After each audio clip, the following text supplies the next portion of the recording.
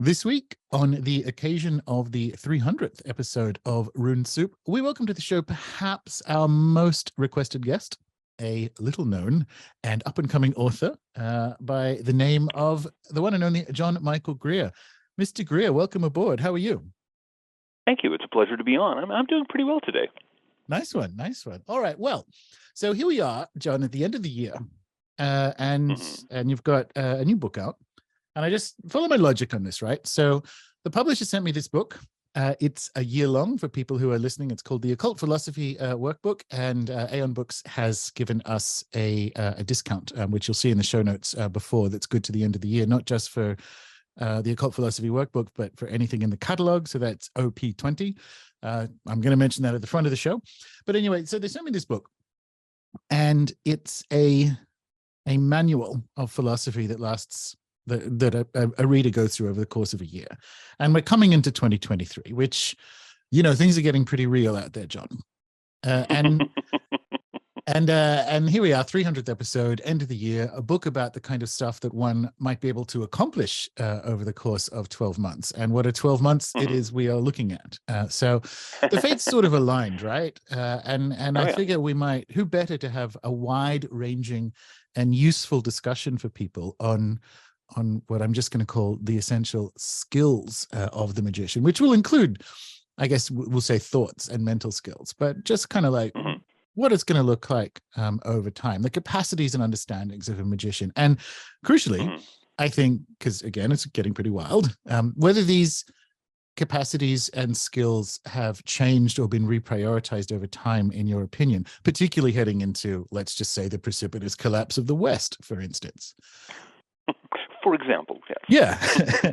And whether that looks different, because, and we'll get to this, but this isn't the first time such a thing has happened to what we'll broadly call Western occultism, right? Like, if anything, it's largely defined by it's made in moments of collapse, Hermeticism and all the rest of it, right? So I think it's something that has a lot of medicine for us right now. So do we want to begin with the definition of occult?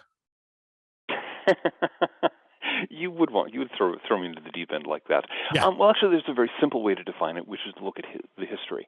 The reason that we refer to occultism, occult philosophy, the word occult simply means hidden.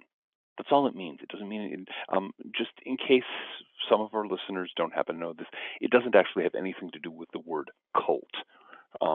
I've run into that misunderstanding far too often. It simply means hidden. And of course, for very many years, the occult philosophy of the Western world was hidden. It had to be hidden because if you were known publicly to be a practitioner, you could expect an invitation to one of those awkward little parties thrown by the Inquisition, or the equivalent in non-Catholic countries. It was an ugly time. And a complete unwillingness to deal with the possibility that people could rightly disagree about anything is unfortunately a very common element in the history of the Western world. And so one of the things that has shaped the occult philosophy throughout its history is the need to conceal, the need to be concealed, to be able to go underground, to be able to pass on traditions and various traditions in as secretive and easily disguised a way as possible. Now, that's the sort of bracketing. Any number of things can end up being hidden, end up being secret. And of course, the occultism that we have now is a grab bag. It contains all kinds of things, not all of which have any necessary connection to each other. But the thing that people were not, the people in power were especially unwilling to deal with back in the day, the thing that got magic and divination and many other related things thrown into the category of occult, of stuff you had to hide, is simply that it is a personal, independent, experiential approach to spirituality. It's looking at the spiritual realms, all the realms that transcend matter, and saying, I don't have to believe someone else's claims about this. I don't have to believe what a book says about this, or what a priest or a minister says about this. I can find out for myself. Here's the way to do it. That's understandably unpopular in authoritarian eras, and much of our history has been under the pressure of authoritarian systems. So, yeah, that's occultism. Experiential spirituality, personal spirituality of a kind that authoritarians find absolutely intolerable. Yeah. So a couple of things there. We have that as a separate definition then to magic, right? Because occultism has a point, if you will, like a telos, I guess, that's different, right? So would that be fair? And do you define magic as something Well, separate? I would I define magic as a subset of occultism. Occultism is the whole grab bag of stuff that got shoved into history's dumpster, and into the garbage cans of history at the when the Roman Empire was forcibly converted to Christianity, and there's a lot of different things in there. There's magic, there's divination, there are various kinds of philosophical practices, there's alchemy, and the list goes on. Magic, we could get into a long discussion as to exactly what that very awkward word means. I tend to like Dion Fortune's definition that magic is the art and science of causing change in consciousness in accordance with will. That's a booby-trapped definition these days because people hear it and they immediately go, "Oh, you mean changing my own consciousness? That's psychology." Well, no doubt, but I didn't say changing your consciousness. Um, but at any rate, magic magic is a set of techniques that are used to cause transformations in the world that we experience, using the tools of consciousness, using the mind side of things, another Dion Fortunism. And it's only one part of the toolkit of the occultist, and it can be used in many different ways and for many different things. But then the same is true of things like divination and alchemy and so on. Yeah, cool. So that's interesting because I'm one of my long-term fascinations is global comparison, right? So what are the things that, broadly speaking, quote unquote, we do or have done versus non-European cultures or lifeways, and kind of where there are differences and where there are similarities, right? So magic is one of those words, I guess I use it interchangeably with enchantment, that is one of the things that I look at that's universal. Like, it's because you'll find the application of magic. So it's funny, like I consider occultism a subset of magic, if you will, because the question, Gotcha. my next question is like, is occultism, which is to say, and it's one of the reasons I don't like the word, but I think maybe your latest book has softened me on it somewhat. One of the reasons I don't like the word is I don't hide, for a start. But two, is it unique to what, broadly speaking, the West European, whatever, like descendants of the Hellenistic era?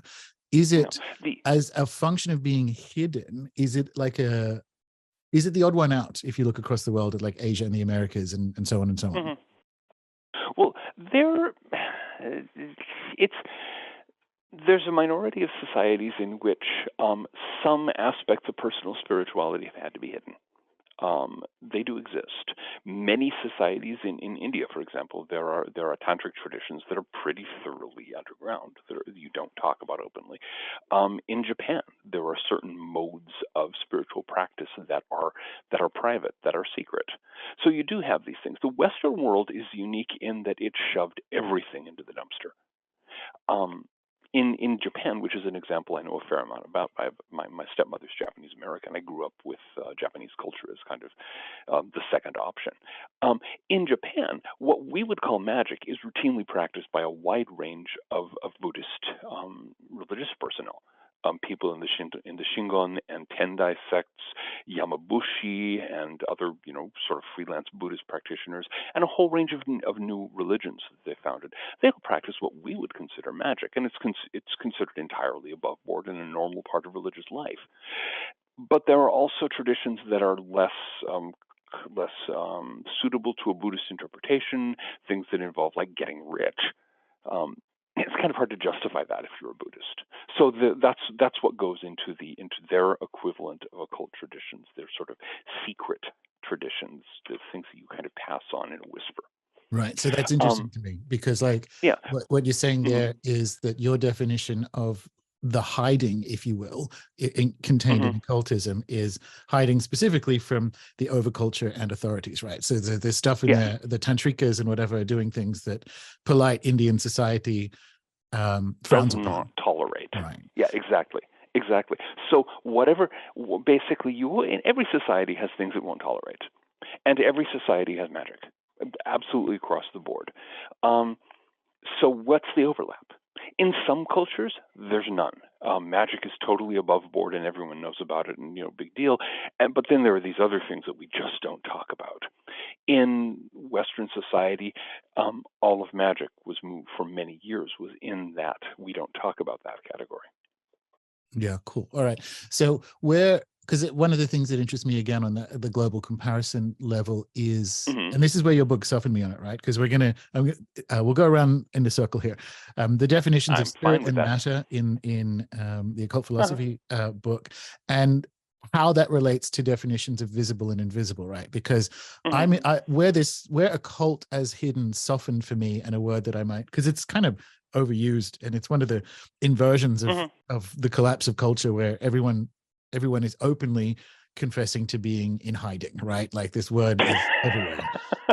The way like all the people these days who are absolute conformists who claim they're being anti-conformist who are rebelling in exactly the same way that that the corporate advertising is telling them to. Yes, correct. The monolithic alternativia of TikTok, right? It's I get it. That's kind of why the entire crowd chanting, yes, we are all individuals. Yeah, using a Chinese government surveillance device. Anyway, exactly. Cool. So, but where I softened on it was, and we'll go back to the definitions in a minute, is, for instance, in Amazonia, in the West, and I don't like this, to be honest. I think it's a Greek error, splitting the dualism of spirit and matter. It's more commonly found in visible and invisible, right? So there's a way where occult means hidden, where there are some ceremonies. So, for instance, I've doing Shipibo ayahuasca ceremonies in the jungle. They are always performed at night. You can't do daytime ceremonies. Because there's an effort, there's things that are hidden and visible and invisible and concealed. There are certain ways that spirits will show up or be made visible, right? Which we have in the grimoire tradition. So there's this like divide of visible and invisible that can kind of, I can come at occultism that way and say, well, it's about hidden, because there are certain practices that require a hiding and a concealing, and you're playing with human eyes, with visibility and invisibility, right? And there are certain aspects of human experience that we don't experience with our ordinary senses, and you have to pay attention to the unseen to see.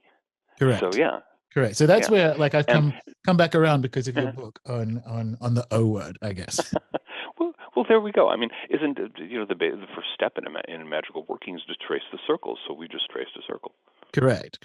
But so you actually did something that was very useful to me in that sense, where in this book in particular, the definitions of spirit and matter in kind of like this, broadly speaking, occult philosophy, kind of dovetail or speak to visible and invisible. So just so we can kind of, and I look for any opportunity I look for anything that can help me do global comparison, right? And one of the things that sticks the children of Greece out from the rest of the world is the spirit matter divide, rather than let's say the visible. But it's not necessarily there. Like, you actually can fold them back together, right?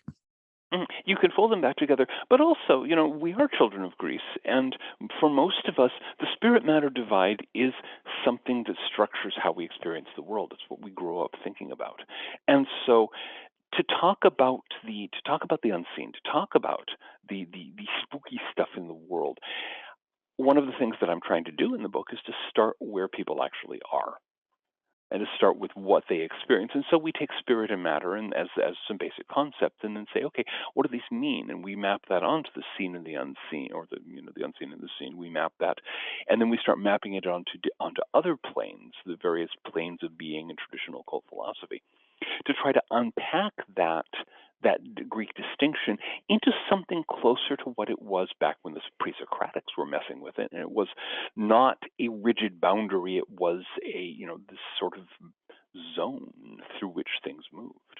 Yeah. So the bit that I like there is that sort of bringing in because it's, again, not another thing that let's say the Greek children of Greece, so we're getting into like the Neoplatonics, got frustratingly messy.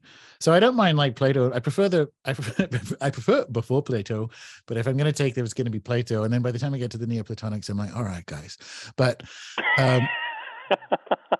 one of the things I think they got wrong that kind of I like better in your book is essentially a form of monism, right? So when we talk about spirit and matter, like the cosmos, from an occult philosophy perspective, is made of the one stuff, right? And the stuff we can see is matter, and the stuff we can't see is spirit. And there I have my fold into an Amazonian visible and invisible, right?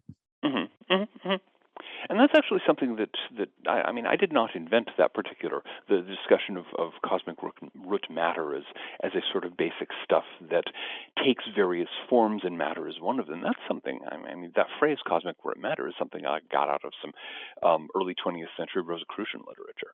And the entire idea of there being this basic stuff which can condense into matter or not, or take other forms, which is also the substance of our dreams and our imaginings, which is also the substance of consciousness, and so on and so on. This is something that's been around in the Western tradition for a very long time. Yes. And I think probably one of the things going on here is precisely that tendency from the Neoplatonists to chop things up, where you have the hinatic level where there is the one, you have the noetic level where the intelligible intelligences, aka gods, the psychic level where there are souls, the hylic level where there is matter, and never the four shall meet. Except here we are all in material bodies existing on all these planes at once. Yeah, exactly. A lot of people have worked very hard to find out, okay, let's take the useful elements of this terminology, but remember that the ancient Greeks had a problem with getting caught up in their concepts. They tended to assume that because two concepts are different, that there can be no gray area between them. Aristotle had a real problem that way, but so did most Greek philosophers. So you take what their terminology, and then you say, okay, now let's talk about where it breaks down. Yeah, which I guess they, to be honest, at certain points in Greek history would approve of. So you're actually like doing a Socratic analysis of it, which would be fine, right? But yeah, coming back to what was useful there, something you just said was that this is in occult philosophy, this idea that there is a one stuffness that the cosmos is made of. And that's not only is it there, I would contend, because it looks like Aboriginal Australia, it looks like Amazonia and whatever, that it's from the earliest layer, like it's from a universal layer. And that's I assume, go on. I would tend to assume, yes, it's found, that concept of one stuff is found, as far as I know, in most traditions, and that's probably because it's a reality. Most languages have a word for the sun and the moon and trees and things, and that's because the sun and moon and trees are common human experiences. In the same way, this one stuff, when you start turning your attention to the unseen, that's what you encounter. Yeah, it's one absolutely. Of the things you encounter. And I share the same suspicion that things that are the most universally encountered are probably, well, they're certainly the oldest, but they're probably the truest because of that. Exactly. They're there. One of the things that drives me to distraction sometimes is you get people who get very much into the sort of historical scholarship mode of magic. And they're trying to say, well, here we have this concept, and here's this other concept, and there must be some connection between them in history. Well, what if two different people happen to see the same thing? Yeah, absolutely. You don't have to have a historical connection if they're observing an actual, an experiential reality. But well, it's very easy. If it's true, it makes sense. That's the thing. But people who are stuck in a historical, because they happen to be historians, they have to play their little dance. But and it's not like, I get that. Which actually brings me to, so we've got to one of the, let's just say, earliest universals that I think is useful, which is that the cosmos is one stuff, and there is a way of encountering and experiencing that has come through what we're calling for this book, Occult Philosophy, right? So does that mean, does that mean the stuff in this book is true, or is it useful? Because like, because the frames that we have, like all the different bodies and layers and so on, once you get to that level of, let's say, the Western tradition, it looks less like other places. But of course, if you line up the other places against each other, you'll find the same thing. There are there are things that are similar, but very often when you get down to the fine details, it gets strange. Now, is it true or is it useful? Kant showed us a very long time ago that human beings are not capable of knowing truth. All we can experience is a world of appearances. And we can know that there's a truth out there, but we have no direct contact with it, no matter what we do. So all we have is what's useful. By useful in this case, we can say, intersubjective. We can say that if you do these things, if you do these practices, you will experience these things. If you respond to these things in a certain way, you will get these effects. That's as close to truth as we can get. And so, true and useful, is there a distinction? Well, no, that's kind of why I asked it that way. But by the same token, I want people to kind of know that, because there are parts of it that are, I would say, more, for me anyway, resonate more on the level of utility than truth. So the kind of like evolutionary model of like animals and so on being lower down than us is not a match for.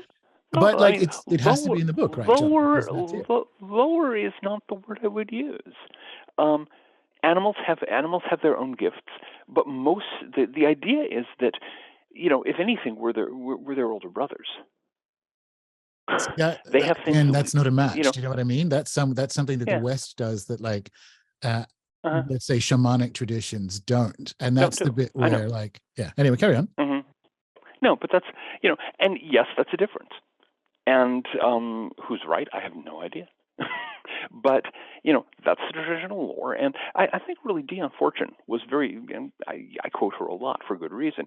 But in her book, The Cosmic Doctrine, which is as abstruse and intricate a work of occult philosophy as you'll find, she starts the thing off saying that the material in this stuff is meant to train the mind, not to inform it. The point is not to believe that this stuff is true. The point is to think about the world through this lens, through this filter, and see what you can do once you've done that. That I'm in agreement with. I think that's, but that's what I kind of wanted to get. It's like, do you think this is how reality is, or is it that, or does reality allow you to kind of move through an occult philosophy framework and change both yourself and the cosmos in doing so? Like that's the kind of certainly. Again, philosophically speaking, the Lao Tzu, the Tao that can be told is not the eternal Tao. The reality you can talk about is not reality. And so the occult philosophy provides a map. It provides, the map is not the territory, but it provides a map, and it's a useful map, and it's a map that has worked for a lot of people to enable them to achieve better things than the standard map of modern industrial society. Yeah, definitely. No argument there. And there's another part which I think people want to sit with, is that it's also, again, broadly speaking, assuming if people are understanding this because they're speaking English, then broadly speaking, this is yours. Like, it belongs to us. It is an inheritance. And so it's not something to be, you may not vibe with it, but it's yours in the same way your hair color or something is. Like, it comes down to us, right? Yeah, exactly. This is one of the many, but one of the esoteric traditions of Western industrial culture. It's not, and there's definitely a point to studying traditions from other cultures, but very often I've noticed that a lot of people who try to get into a culture that's not theirs, either they have to go there and get very deeply into that culture and acclimatize themselves to thinking in the language, resonating with the culture, and then they can actually make sense of it, or they stay at a very shallow level. You can't just take a mind that's used to thinking in English and go to work on Japanese occultism. There are whole worlds you will never get into. I have a friend and reader who's actually she's actually a priestess in one of the schismatic quasi-Shinto sects over there. She moved to Japan. She has a Japanese husband. She has done a lot with this particular sect, and she's into it. She understands it, but she did what you have to do that. And I think a lot of people try to get into these things without actually letting go of their existing cultural frameworks, and the results are not always that good.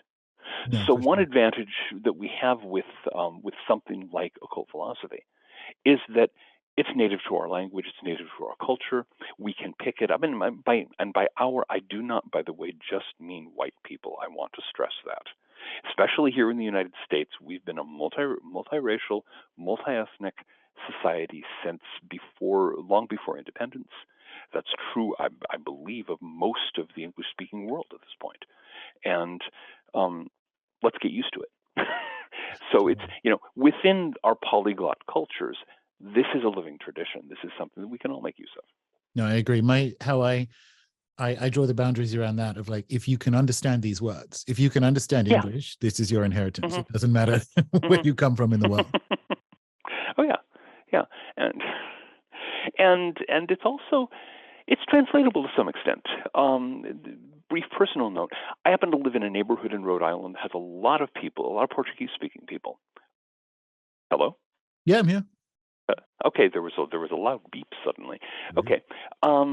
Anyway, I live in a part of Rhode Island that has a lot of Portuguese-speaking people from the Azores, from the Cape Verde Islands, increasingly from Brazil. So I've been in the process of picking up some Portuguese, and in the process, reading Western occult texts, famous Western occult texts in Portuguese, or starting to learn how to do so. Isidore Rigardi's The Golden Dawn has been translated into Portuguese. Interestingly, so is Tolkien's Lord of the Rings, which I know very well, having obsessed about it. And the translation involves some work, but it flows well. I'd be very interested to hear from somebody who is highly fluent in a non-Indo-European language, in say Chinese. How does if the Golden Dawn has been translated into Chinese, how does it work? I don't know. Yeah. Well, so one of the reasons why I wanted to sort of center the idea that this is, if you're understanding these words, it's in the stuff in the Occult Philosophy Workbook is an inheritance, is there is one of the ways that, well, let's just say the best foot forward for, if not incorporating oneself into like another culture's expression of magic, but even just trying to understand and co-learn from it, is to situate yourself, is to do it from a place of understanding that magic is real, like, and realizing that we have an inheritance, which is this. So rather than coming from like a industrial culture, a Western industrial culture, and joining a Shinto cult, it is more co-beneficial, dare I say, to learn from situating yourself in your own tradition and engaging with another tradition on that level, right? So there's an unavoidable utility to understanding what we call occult philosophy. It certainly can be. Again, I know people who have done it the other way, and it seems to work for them too. But I think especially for those who are not particularly in a good position to pull up stakes, move to the other side of the world, and plunge into an unfamiliar culture. If here you are in Rhode Island or in Tasmania or wherever, and that's where you're going to be for the foreseeable future. This is your culture. You might as well get some background in a culture, in your own culture's tradition. Sure, which actually brings us neatly to, I would say, the skills and attributes section of the episode, because we're talking about the philosophy stuff here, which having a relation to the corpus or the material would be one of the skills and attributes, right? But so what are the attitudes and outlooks that make for a successful magician, and have they changed over time? What ones have changed and what ones are kind of the same given where we are at this moment in time, if that makes sense? Okay. Yes, there's one that I'm going to bring up because it's actually been one of the major shifts in occultism over the last 2,000 years. At this point, the development of a strong and focused will is one of the most important attributes you can develop as a magician. The ability to choose, to will, to direct your intention and stick with it no matter what is central to most modern forms of magic. It was a minor point in medieval magic. I mean, it's convenient for making things happen, but intention was not that important in the Magic of the Picatrix, for example, or in many of the grimoires. It's not your intention that's doing all the work, it's doing the heavy lifting in those forms of magic. Post Elevas Leve, it's your intention is the muscle behind it. So the development of willpower is a crucially important one in modern magic, and it was not necessarily the case in the past.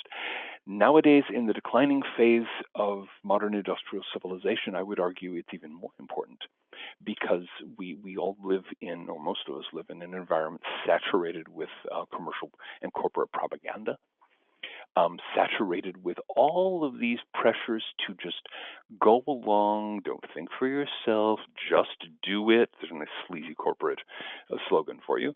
And just trying to get us not to use our will, not to use our capacity to choose our own intention and go for it.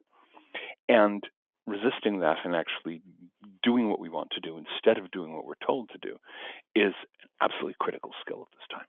So will is one of them. Another one that's changed a great deal over time is the imagination. That was obviously of importance at various times in magic, but in the history of magic. But its importance has waxed and waned. If you're doing the kind of natural magic, for example, that so many traditions do, where you're gathering herbs and stones and chanting things over them and so on, the imagination is not as central as where in, say, Golden Dawn magic, you're building up these intricate imagined patterns, intricate visual images with other sensory things into them, and walking into them and doing things in them. Actually, Tibetan Buddhism, Vajrayana and Mantrayana Buddhism also do a lot with the imagination. Some other traditions don't.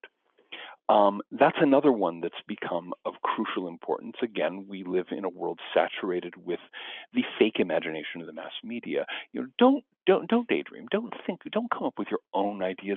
Here are these bright-colored screens, replacing your imagination, giving you all this stuff to fill your mind with. It's not for your benefit.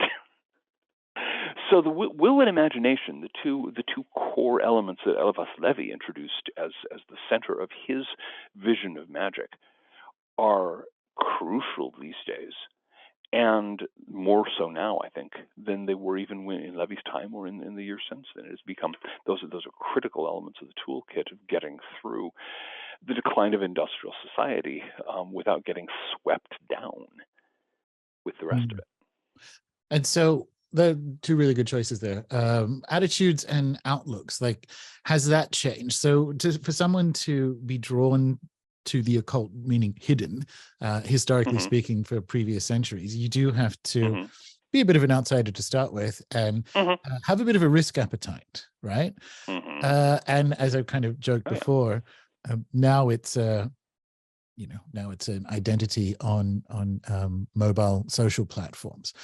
So, like, has that attitude changed? Like, how do we frame that, right? Because I still think that there needs to be a bit of a risk appetite, and you have to be you have to have a certain attitude to the world and to authority that is either lacking or has changed. What do you think? Well, no, I think you're very right. You have to be willing to think for yourself, and you have to be willing to stand apart and to do something that's as crashingly unfashionable as paying attention to the unseen. And that's extremely difficult these days, because we have all of these bogus images of magic out there. We have the Harry Potter industry and all this kind of stuff, which I don't think it's entirely accidental that there's so much schlock in the media that provides a completely phony image of magic, and that I think is meant to mislead people. At least to some extent, it's meant to mislead people into thinking that magic is what it isn't. Yeah, sure. And so the ability to stand by yourself, to have that appetite for personal risk, that willingness not to go along with everyone else, that bit of a rebel or outsider consciousness is critical. And again, that's not just true for occultists. That's true for anyone who wants to lead a decent life these days. Yeah, definitely. Because all the messages that you're getting from your society are telling you to do things that benefit the system at your expense. So you've got to be able to turn your back on the sort of mass mind. You've got to be able to become an individual, to become something actually unique. So this brings up what you said there about the sort of pseudo enchantment of Western society, like the idea of fake magic, which isn't just the Harry Potter industrial complex. It's how we I like that. how we live Like, so I Hmm. keep going back to TikTok, but the magicians on TikTok who think they're doing magic actually think they are. Now, Oh, I know. I but know. this is the point. It's like, where does that deception come from? Is there a Gnostic read of what's going on? Because the occult is so medicinal and it offers that Hmm. change and transformation out of the demiurge's Hmm. prison, right? Is that Hmm. one of those things that's real again, or is that one of those things that's true? If that makes sense, like why Again, do we have arrayed out in front of us a pseudo imagination when that's yeah That's a fascinating question, and since I have already disclaimed any privileged access to reality as it is, all I can say is that a Gnostic analysis certainly makes sense of the data. yeah me too Whether we want to see as the demiurgic pattern, the demiurgic force behind this as being the corporate establishment, which is trying to get people to behave in ways that prop up the system so it doesn't collapse totally this week, or whether we want to see it as something more in the realms of the unseen, pick your gnosis. yeah The Gnostics never agreed with each other. Every third Gnostic had a different gospel and a different revelation. Uh, so, but that analysis does work, looking at the whole thing as though we're dealing with a Gnostic reality, a reality in which there is a force trying to maintain us in a state of ignorance, trying to hold us in a state of subservience, and that there's a way out. Uh, Plato's famous metaphor of the cave is one that I've used more than once in my writing because it's so perfect. There you have these people who are sitting in a cave. They're looking at shadows projected on the wall. If he lived today, he'd say they're looking at television screens, or perhaps they're looking at their smartphones and watching TikTok videos. Okay, and those are the shadows in the cave. And to get up and walk away from the shadows and find that there's this tunnel heading up there, and there's this dim glow up that tunnel, and there's sunlight out there. There's a world out there that you're not supposed to notice. His metaphor works very well these days. Yeah. I guess the question there would be who are the guys holding or running the shadow puppets, right? And that's Yeah, exactly. Who's yeah. Are we talking about corporate interests? Because they're certainly very active in doing that. I mean, TikTok makes a lot of money off of people. The Chinese government is not, as I'm sure, far from sad to see their means of influence being widely spread. But is it human? Is it entirely human? Is it entirely corporate bureaucracy? Is there some other spiritual force moving through it? That's an interesting question, which I will leave for our listeners to contemplate and to decide for themselves. Yeah. I wrote a famous post a while back called Gnosticism is the map, animism is the territory. It's one of those Mm-hmm. like who it's a both and question as to who are Mm-hmm. the beings running the shadow Mm-hmm. generators, the shadow puppets, right? Yeah. So it might be Coca-Cola next to the Pentagon, next to the demiurge, right? Next to El Dabos. Yeah, exactly. And also, of course, your own mind. Yeah. Our own egos are our demiurge. Our own egos are constantly dangling these things. Our self-conceptions dangle these shadows in front of us, and we chase after them. So is that a continuity? Like, does it mean is occult philosophy always satanic in the sense that it's like oppositional to overculture when it was the Inquisition in the Holy Roman Empire, when it's now with this kind of corporate run gambit Mm-hmm. for world government and You all the see, rest of the stuff that's going on? I would say quite the other way around. If one wants to use terms like satanic, I think the corporate overculture is a good description of that. Yeah. So we're back to the This Gnosticism. is But what the point is, this is this it's is what's always oppositional, right? Like, or it's it's always an escape vector. in any time you have a civilization. I'm going to draw a distinction here between cultures and civilizations, and it's not quite the one that Oswald Spengler liked to use, although I tend to quote that one too. Anytime you're trying to maintain a structure of hierarchy and authority beyond the level of a single village, anytime anytime you have bureaucracies and all this kind of this sort of pyramid of power, that's going to have the element that for which we might as well use the word satanic. And you're going to be in opposition to that. Magic is going to oppose that, because magic is, here's another definition for you. Magic is the art of creating the free human being. Yeah, it's good. And that's horribly offensive to any hierarchy, to any complex society. Joseph Tainter, who wrote The Collapse of Complex Societies, noted just very calmly in passing that one of the things you find in every complex society is that it's unjust and oppressive and exploitive, and there's huge, the distinctions in who gets what based on where they are in the pyramid. It's not exactly and he does it, of course, in a very calm, very non-judgmental way, but it's very clear we're looking at hierarchy and social complexity as a destructive force, as a negative force.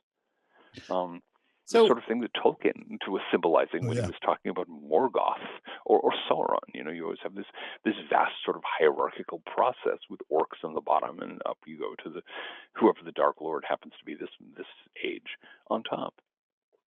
Yeah, definitely. So why have we seen so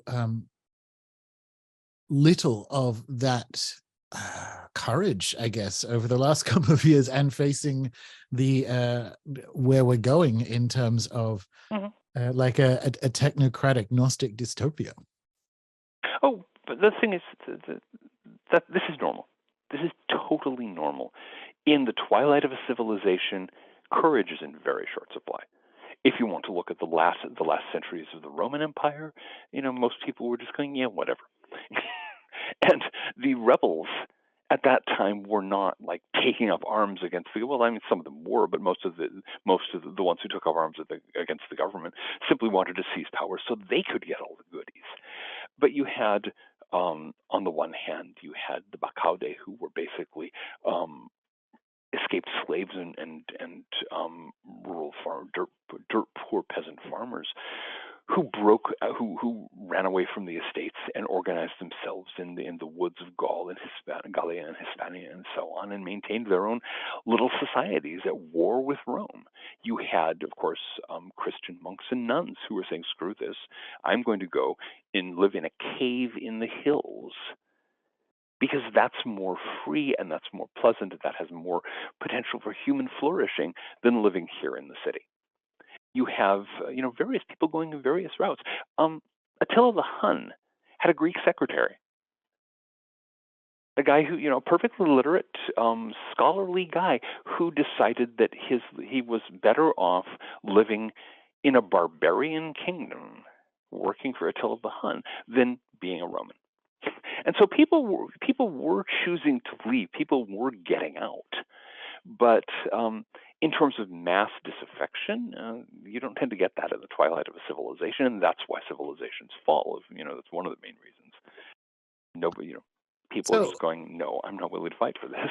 Yeah, I guess in my case, I'm thinking of, broadly speaking, occult or magical online culture, right? Where so has the courage required change? I'm still trying to get back to, do they actually think, the ones that have just spent the last few years, supporting state and corporate propaganda and still do so, and do they think, is it a failure of courage, and they're essentially it's cowardice keeping them in the system, keeping their head down so that they don't get attacked, or do they actually think that's what it is? Like I'm trying to get to, like, here we are in these last few possibly years of Western civilization. And I agree completely that this is the kind of stuff that happens now. Courage is in short supply. But if we're talking about magicians and occultists, what I see more is betrayal. But I can't work out if it's a betrayal of belief, or that they actually think that what they're doing is magic. What do you reckon? Well, it's complex. What I've been seeing, of course, I don't do a lot of social media, so there's a lot of, in fact, I do almost none. So there's a lot of things that I'm probably not seeing. I have never, for example, watched anything on TikTok. But what I see there is, okay, we're going to talk about something really explosive here, okay? The thing that you're not supposed to talk about, social class. A lot of occultists nowadays come from the fringes of the managerial class. the privileged class in our society. Maybe they grew up in that class, maybe they aspire to be in that class or what have you, but they're on the fringes of that class. That class is struggling to maintain itself in the face of its irrelevance in a collapsing society. The people who staff the bureaucracies, who staff the universities, who staff the corporations, all the cubicle fauna, and so on. There's enormous downward pressure on their lifestyles and on their standards of living. There's enormous downward pressure on the number of people who can aspire to that. And if you want people to panic, threaten their lifestyle, threaten their standard of living, threaten their status. What I have seen primarily here in the United States, certainly, is that the people who are selling out, the people who are the magicians and the neo-pagans and the occultists who are selling out as fast as they possibly can, are people who still identify with the managerial class. They're people who still think of themselves as, the smart people, the good people, the people who know all the right things and ought to run society, the basic ideology of our managerial class. And so they're clinging to that class and clinging to its privileges. And if word comes down from corporate headquarters that we're not going to tolerate alternative medicine anymore, they drop it like a hot rock, because the thing that matters most to them is their status. And if word comes out that we're no longer going to tolerate occultism anymore, they'll drop that too, because the status comes first. The people who are not crumpling, the people who are remaining who are sticking by their magical practices, their occult beliefs, and so on and so forth.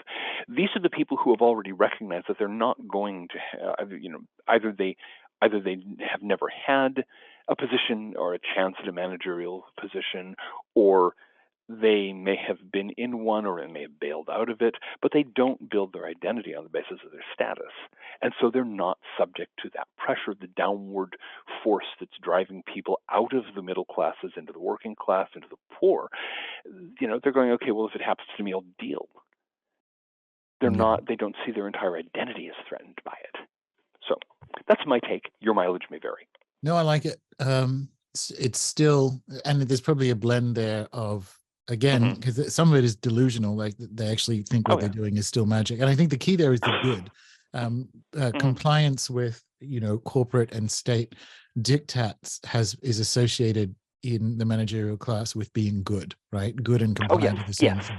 Yes, that's being one of the good people. It's also being smarter than those horrible poor people down there, the deplorables, who don't do what we tell them, who don't obey the corporate and government dictates. And so, you can get people to do the most appalling things by convincing them that what they're doing is morally right. Yeah. The Nazis just demonstrated that if anybody else had to. Totally. But that's kind of, it's antithetical to what we were talking about, that drive toward freedom and kind of cosmic individuation that is the occult philosophy, right? And that's why it interests me. What a fascinating time to be in a body, right? To watch, to in theory be surrounded by magicians, but but nothing to drink.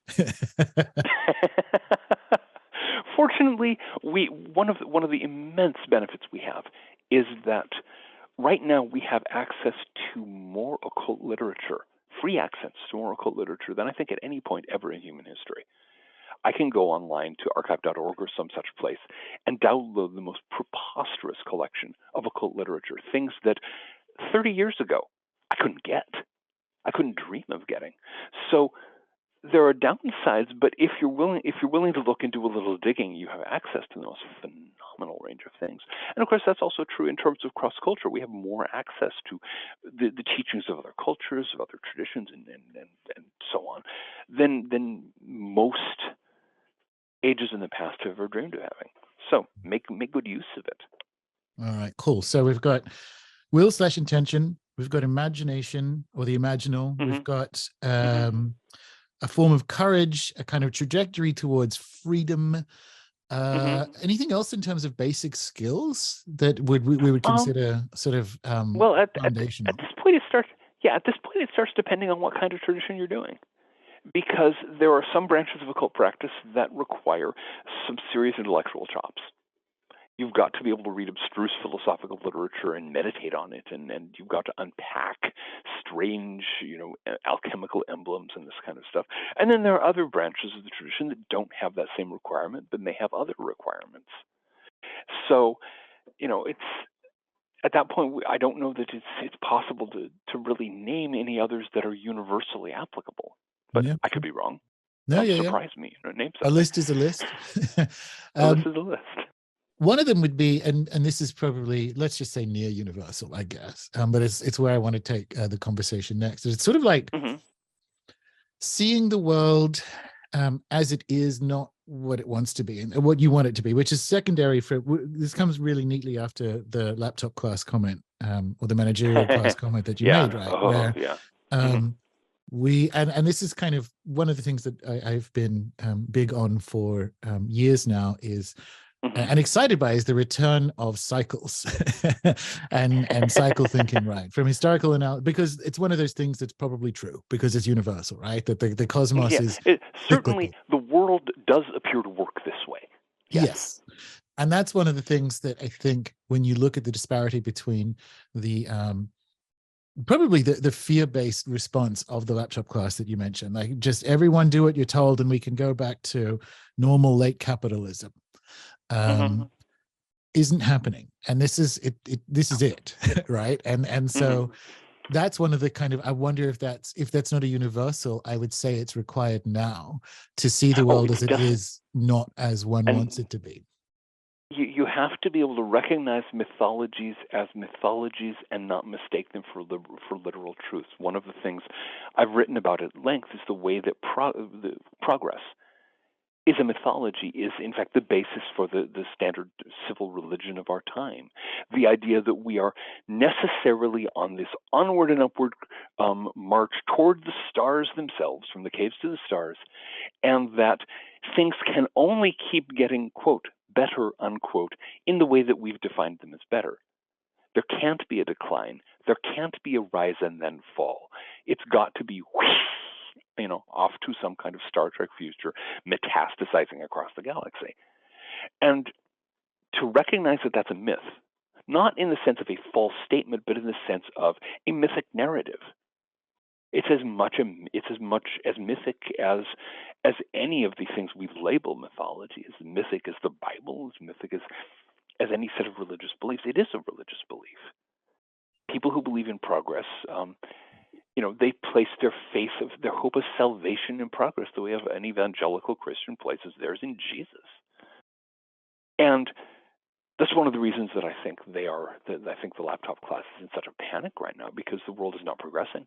We've been in a decline for decades now, a visible, accelerating decline, and they don't know how to deal with that, because the myth says we must always progress. We must always be going onward and upward. So, the idea of looking at the universe as it is, or at least as best we can perceive it, rather than trying to tell it how to behave. H.P. Lovecraft, interestingly, is one of my touchstones here. His philosophy was, he called it indifferentism, the idea that the universe is indifferent to human beings. It looks down with the cold eyes of great Cthulhu or somebody and just says, so, okay, you want to go to the stars, big deal. Yeah. I was listening to Daniel Esterlin on a podcast recently, and he said that liberalism, because that's what they were talking about, doesn't even have like the mental furniture or the ideas with which to think with what's going on, because it can't actually conceive. Oh, he's absolutely he's absolutely right. He's absolutely right. The number of people in what I tend to call corporate liberalism, there are various ways to be liberal, and some of them are less toxic than others.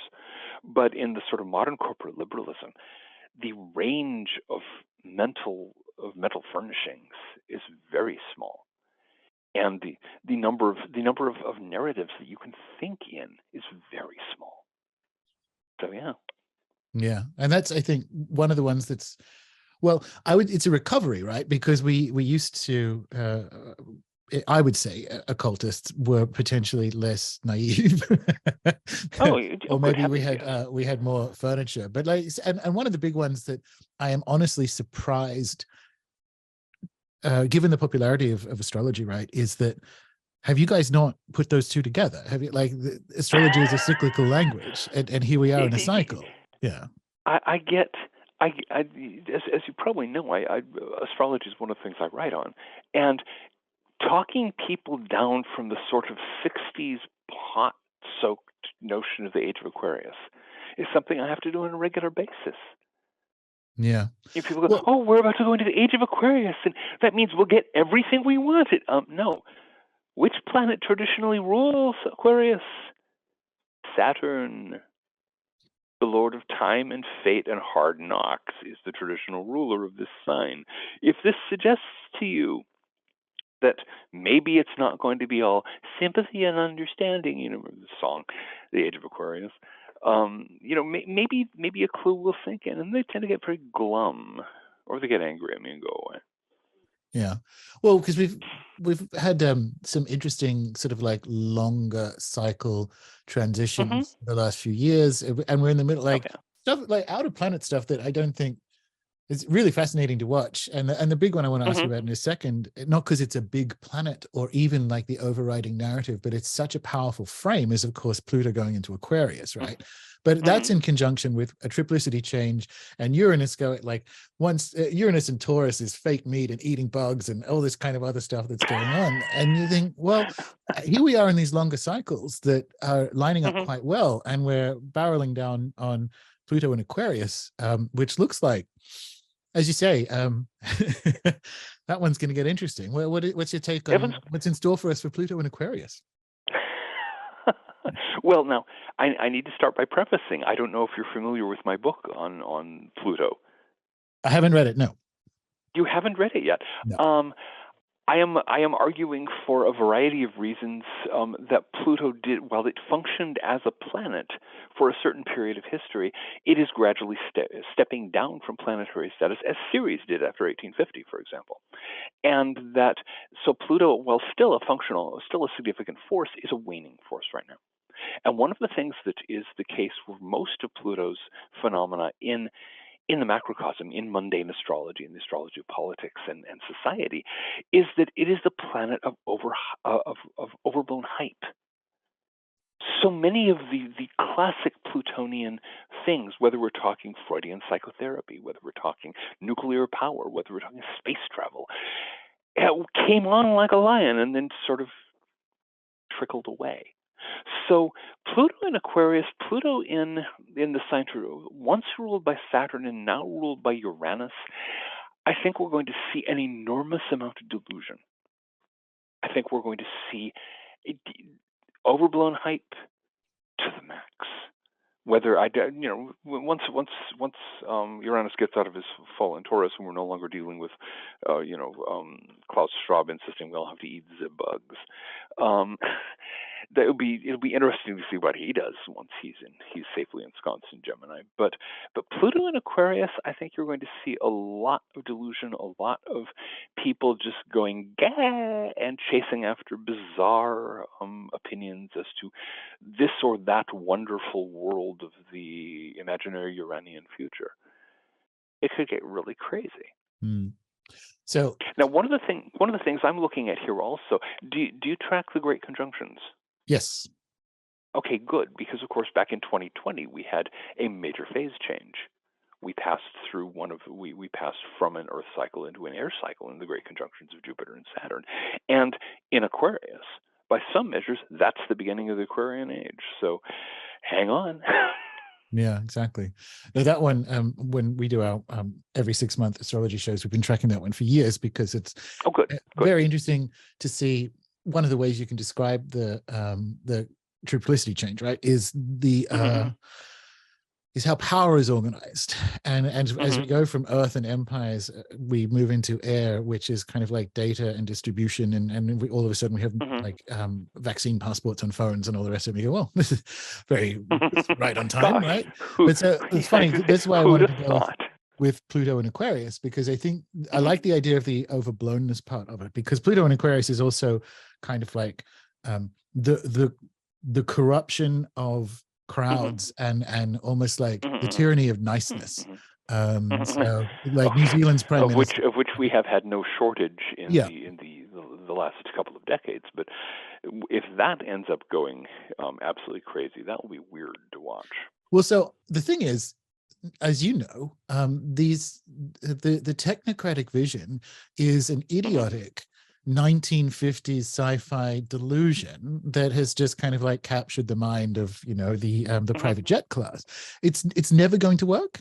So No. we're barreling towards it. And this is kind of interesting when you talk about Pluto being overblown, because one of the analyses we're looking at is that, well, what are we looking at for their Pluto and Aquarius time? And it is that tyranny of niceness and oppression of crowds and that kind of social credit score type thing, but it's not going to work. So we've got like two things going on. Yeah.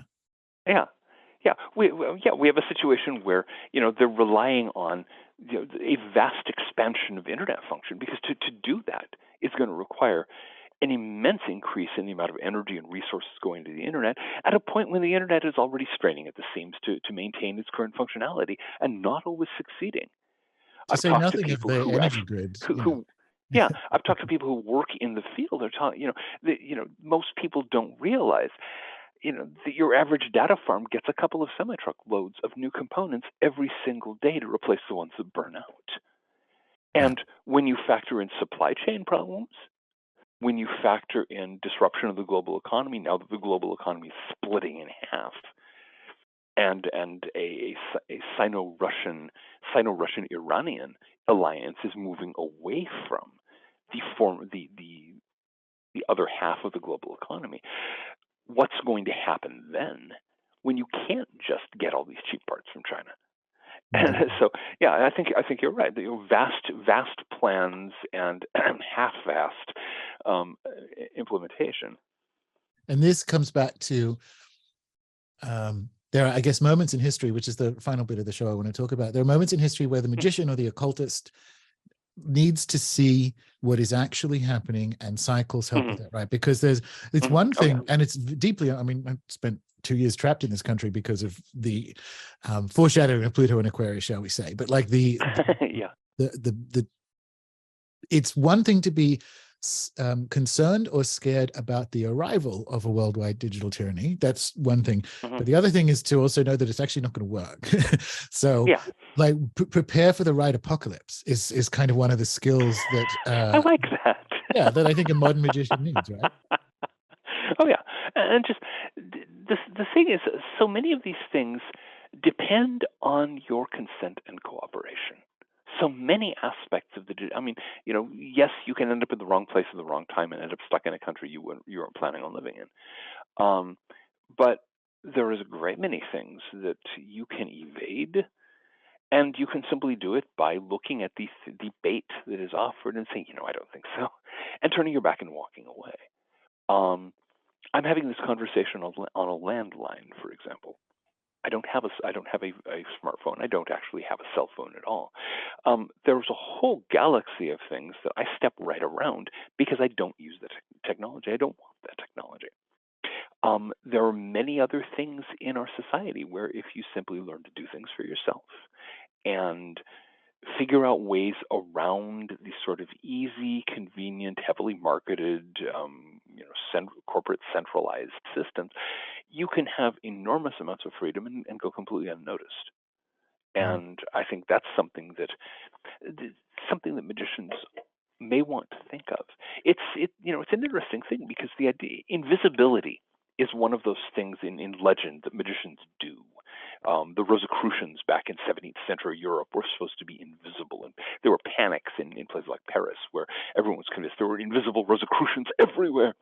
But in a slightly less overblown, slightly less fantasy fiction style, invisibility is an important magical skill. How do you keep yourself from being noticed by the people who you don't want to notice you? How do you duck out of an arrangement that is not for your benefit, that is there to grind you up and use you for its own purposes? How do you pass unseen? Magic magic can do that very, very well. And occultism generally, the attention toward the unseen, it becomes easier to be unseen. Yeah. We might even want to put that on the list of essential skills, right? Like almost like Yeah, mastery of the visible and invisible, because that's kind of yeah, what the whole thing is. yeah. How to, yeah, and all that requires, again, that requires that ability to think for yourself, to stand alone, to look at what's being pushed at you and said, okay, who is raking off what from this? Yeah. What aspect of my freedom am I expecting to surrender in order to get the dubious privileges this provides? Yeah. So yeah. I'm also sitting with what you said about like consent to it and intention and so on, because it's kind of coming back to, well, the universe certainly, if it walks like a demiurgic prison and talks like a demiurgic prison, Does it because quack like one? yeah, because there's Yes. something kind of like cosmic about that notion of consent, Hmm. right? Like it's actionable on the Hmm. level of the physical or the visible, Hmm. but it does actually there's a component of the trajectory of occult philosophy that involves like, I actually don't consent to the Yeah. control of the overculture. Yes. Non serviam. I will not serve. Excellent. All right. Yeah. So the final thing, because I sort of mentioned this at the opening of the show, the how to do this right. The occult philosophy described in the Occult Philosophy Workbook has Hmm. as part of itself a history Hmm. that sits in that kind of interesting area of being a kind of true and always useful, which is broadly speaking, an inheritance via Egypt of some kind of antediluvian or like Hmm. Atlantean origin, right? Hmm. So it's one of the Hmm. things that situates it and makes it work better. It is the language and the song of what we're calling occult philosophy, but it's also a Hmm. kind of like it's true in a way that is it's a kind of true thing. I think is what I want to Hmm. say there.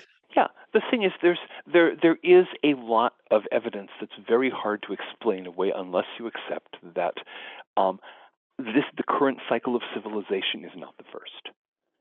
And if one accepts the idea of cycles, if one accepts if one dismisses the mythology of progress and looks at civilization as something that rises and falls, it becomes very easy to see, okay, we have this current series of cycles. We have our civilization before that, these various others, and so on, and tapering off into obscurity, and then there's something else back beyond that, right around the time of the end of the last ice age. And then there's something else back beyond that.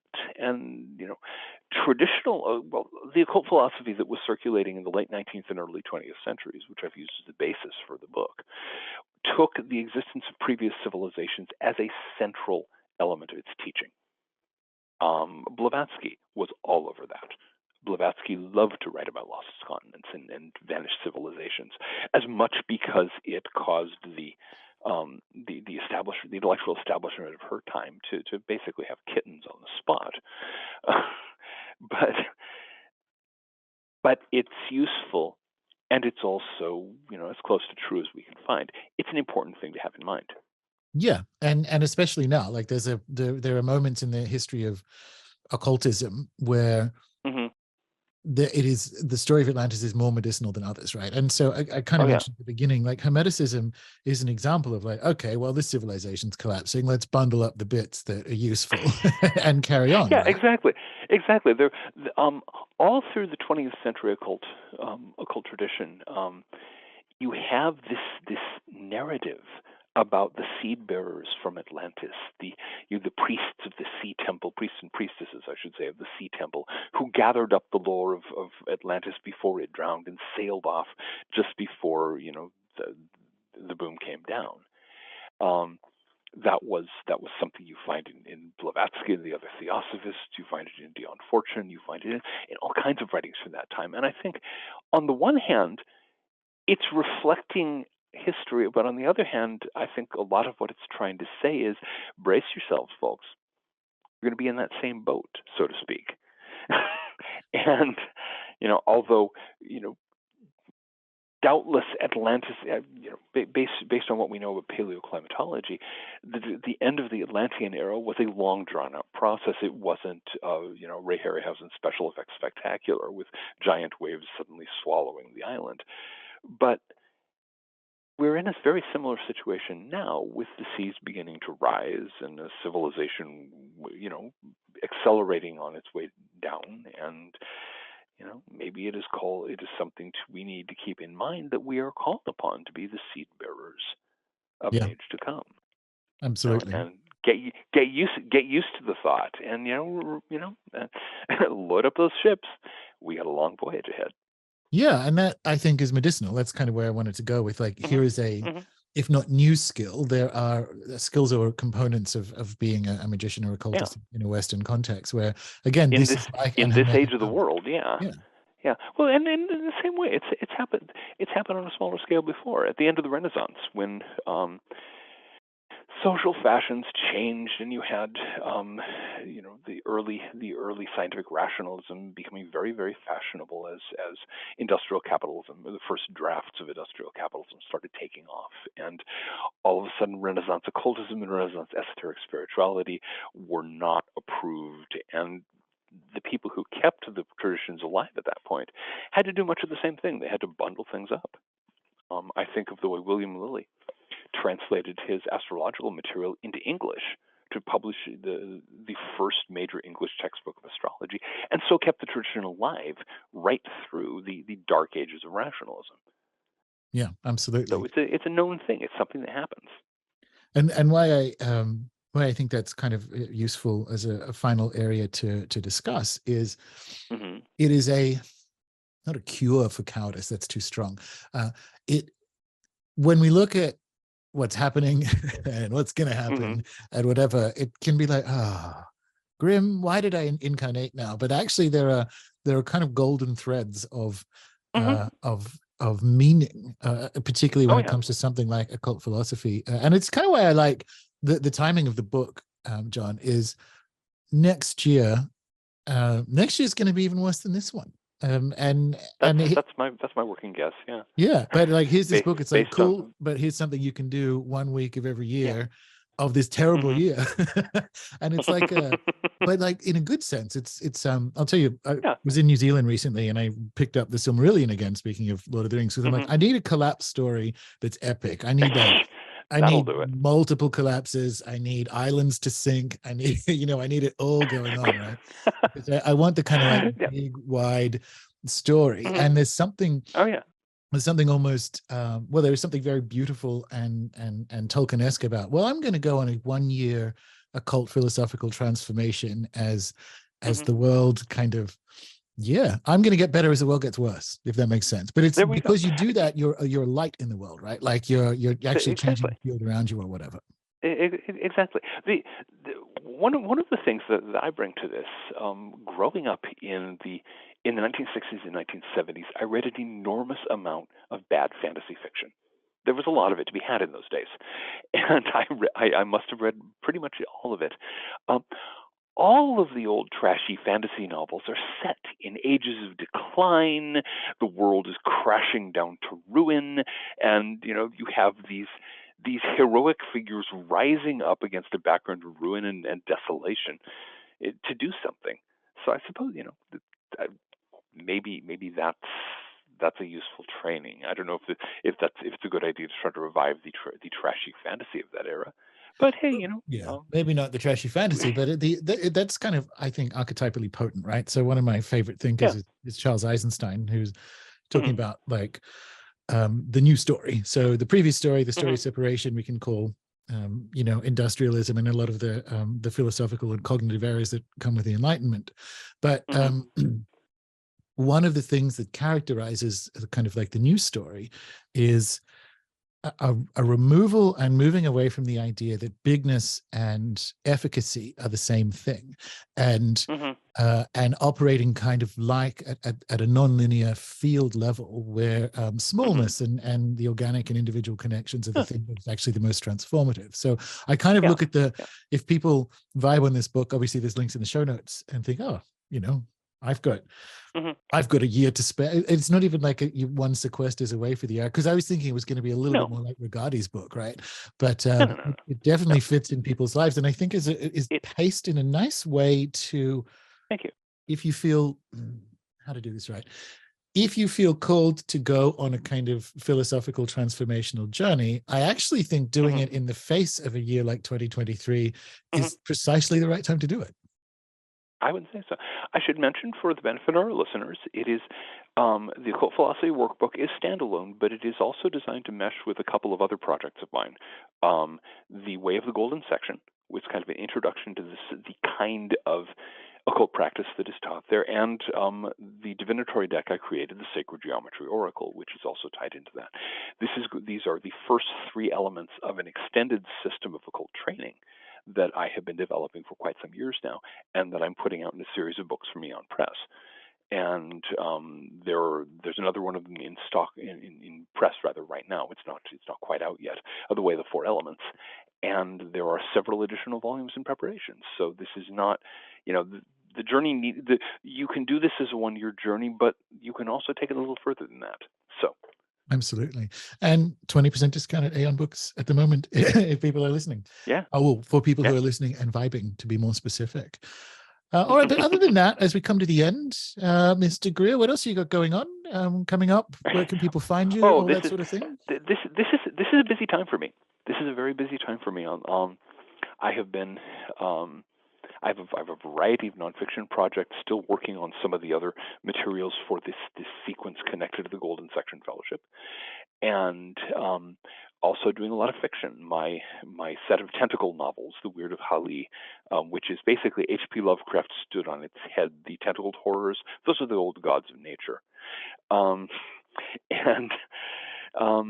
those are in the process of transferring to a new publisher. Those are actually Eon's fiction imprint, Sphinx Books.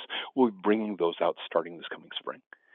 And so that's I'm looking forward to that. I'm launching a new fictional series, a set of occult mysteries in which all the magic is actual magic, the stuff that people can really do. Tired of fantasy where people, again, the sort of Harry Potter industrial complex stuff where it's, you wave a wand containing non-existent ingredients and say, ungrammaticus latinus, and movie special effects happen. That's dull. Let's have some real magic in occult detective fiction for a change. So I have that going on. I've got a variety of projects floating, and of course my blog and my Dreamwidth journal are continuing to go in strange directions. Yeah, well, that's what they're for. That's for sure. Hey, Nice. we live in a time of decay and collapse and confusion. Might as well make the most of it. Agreed. And that is an excellent attitude to finish off the episode and the year with, facing 2023. So yeah, John Michael Greer, thank you very much for being the 300th episode of Rune Soup. And thank you very much for having me on.